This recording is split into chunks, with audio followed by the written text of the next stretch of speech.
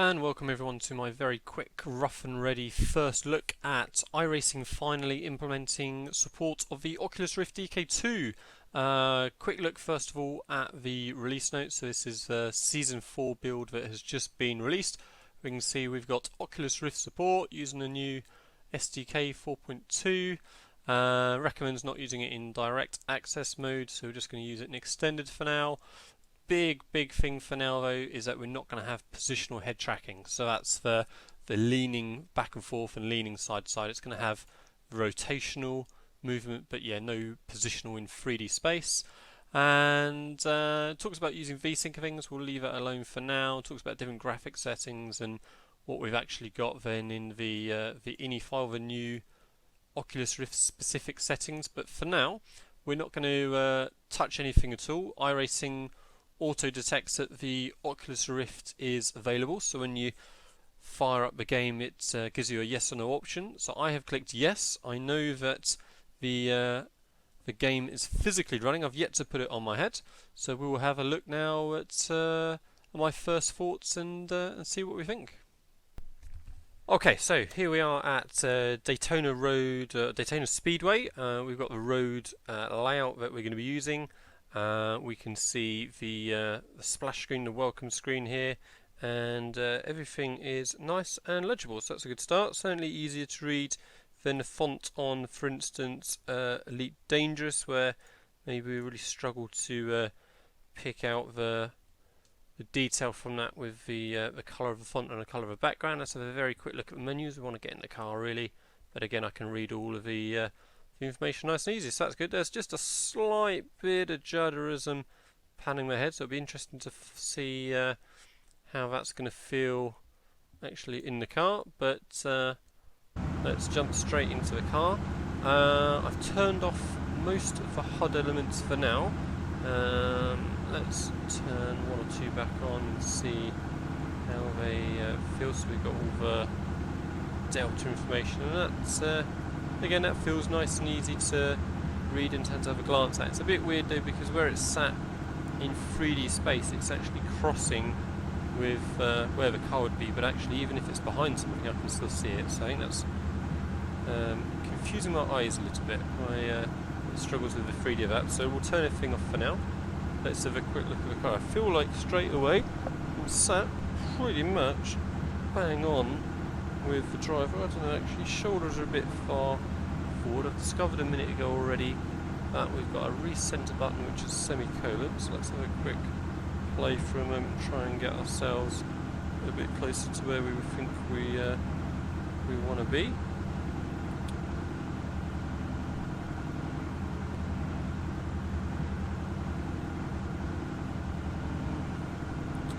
I think that's going to be a matter of just not actually in the camera options itself, so I reckon let's try that. So of course, perhaps because we haven't got that positional tracking, when I was trying to lean forward, then of course actually we weren't getting any effect in the camera actually moving. So we can go into the advanced camera options, I think, Control 12. Let's get my brain working. I haven't done this for a little bit. We're in the cockpit view already. Okay, good. And then we need to quickly find. There we go. Forward and back. That'll be for one. So we'll keep scrolling forward a bit until it feels like my shoulders line up a bit more with the drivers. And I would say that is going to be about bang on. Let's maybe go back a tiny little bit more. Alright, that feels, there we go, right, that feels much better lined up. So let's quickly save that for the moment. Save car, because it's a car camera. Let's name that something different for now, just in case we have screwed anything up. Oh no, it's not going to, oh, okay, just a cursor doesn't show, so that's all fine. Let's just call it test, cool. Right, save, get rid of the advanced camera. Go back into jumping in the car, and then how does this feel? No, it didn't save. Did I need to?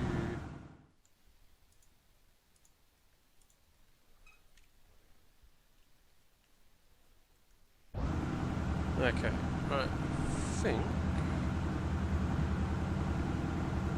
Right, there we are. We have now, I think, got ourselves lined up a bit more. I'm not quite sure why the camera didn't stick initially. I think so. First off, I just had temporary edits on still, so I guess that would explain that.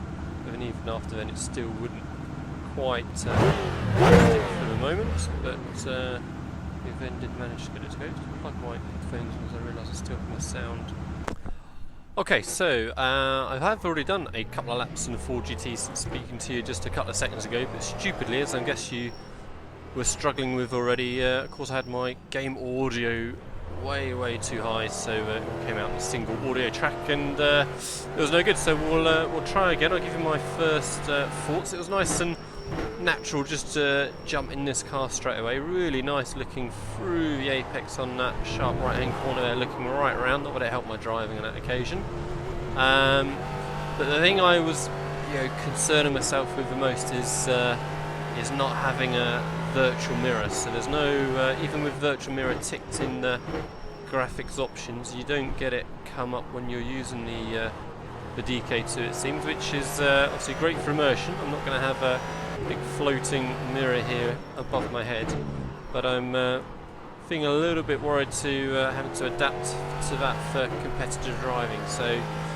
I mean, maybe it's not going to be too bad. This left-hand mirror in the 4GT is pretty good, but I've got to turn my head on both those. But hey, that's what we've got to do in real life. It's just going to be quite a bit of getting used to. I'm really feeling good about the resolution and how I can use that for some serious driving. So it's going to get better, and we want that resolution to get better. But it certainly feels good enough for me to be driving around, seeing my braking markers hitting my apex. When you look to sort of middle to far distance and you concentrate, the resolution isn't great, but I'm thinking it should be good enough. Feels better than a Assetto Corsa in some ways, because you haven't got all of this post-processing stuff going on, haven't got all these glare effects and that sort of stuff, so we can have that bit more detail than we might do otherwise. It'll be interesting to see in the next lap whether it happens again, but on my first run before, I was really struggling with that drift, and by the time I had stopped after a lap and a half or so, I found I was looking 45 degrees out to the right. But it doesn't feel that bad so far. We'll have a look in a minute and see where it turns out. It feels really natural already using this headset. If it does feel slightly having my webcam shoved on top as well. I think we'll finish this little infield bit, get onto the banking, and then I'll have a look out of curiosity as to how much drift you guys are seeing I've had just these couple of laps. But certainly on the previous run it was worse than what it feels now. It feels like I'm going to be pretty well lined up, so we'll see how that turns out. Right, so where are we? Yeah, it didn't really drift at all. Drifted just a fraction, but if anything, let's reset it out of curiosity, see how it jumps. If anything, it resetted slightly the other direction that time. Last time I ended up looking like this to look straight ahead, but now I think it's going to jump, the other way. So it drifted slightly the other way around. But so that's a shame. We were hoping we weren't going to have any drift at all on the DK2. But I was saying originally, I can't remember if it's going to be in the beginning clip of this section or not, but I'm hoping it's just maybe from some confusion with my webcam being on the headset. So I'll report back in the video description as to whether that seemed cleared or not once I had the headset with no webcam on it, but we will find out. Right, we're going to quickly jump in now to the F1 car and give you my original thoughts on what that was like. F1 car, I've turned the game sound in even more. It seemed like it was hopefully okay for you guys on that 4GT, but hopefully it will be even better now. Ideally I need to adjust my camera a bit in the F1 car, which I found when I did my version you haven't seen, so I'm pretty much in the guy's chest, but we'll worry about that another time, so we'll sit up a little bit higher.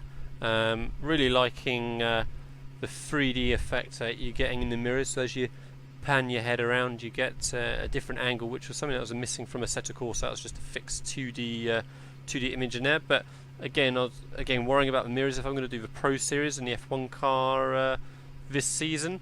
But when I'm looking straight ahead, I can't see you really in the mirrors at all. I've got to start turning my head, and in this F1 car you just can't really see anything. So those mirrors are going to get adjusted a bit anyway. They'll set up a bit more for my blind spot before with having a virtual mirror. But anyway, I would like the option of choosing to try the virtual mirror and see how weird that feels, or not having it, but we'll see. Anyway, right, let's do a quick lap or two in the F1 car. It feels very, very claustrophobic compared to obviously that big GT car we were just in a moment ago. It's really, really nice having the F1 wheel here with all the information on the wheel itself. So just by glancing my eyes again, it's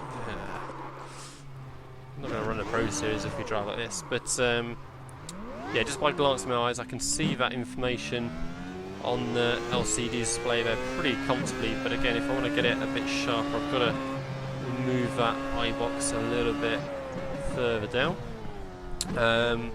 Feels really nice sort of peering out the top of this this cockpit here. It really does feel like you're much, much lower in the car, and so you can really feel this exposed space. But yeah, would be a little bit higher up once we get the camera sorted. But yeah, I'm gonna have to get used to actually move my head and looking in the mirrors, because a whole lap so far I've had no idea what might be in there the whole time.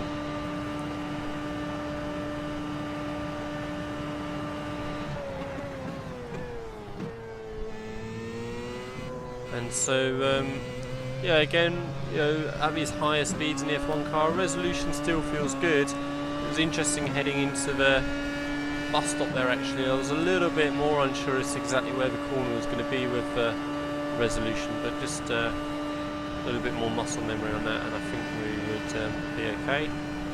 Feeling like we've got a little bit of drift again, just peering out the bottom of the DK2, see where the wheel is in real life. Feels like I've got a little bit of drift again on it, but not as severe as when I did my first runs at least.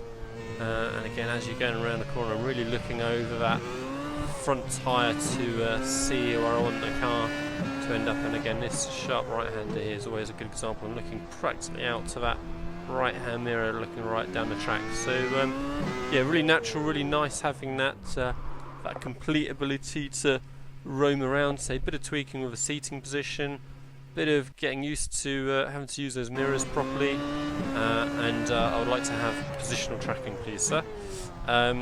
Nice to have all of the menus and everything working. It all feels usable. The only little thing I've noticed already is that in the cameras here you can't get down to the bottom of the list, but that's fine. You can use a keyboard shortcut of C or Shift C to go forward or back through the cameras anyway. Garage is good. I can read all the information on there, nice and easy. All of the inputs work. Yeah, all translates quite happily. No obvious issues there that I can see. So I've not fiddled around at all with any of the graphic settings, and I'm happy that that feels like that runs pretty good already. I'm sure we're going to see lots of suggestions from various users of optimization things for us to try, but just leaving it on the settings that I had for my triple screens feels good straight away. So I said, a bit of a rough and ready video.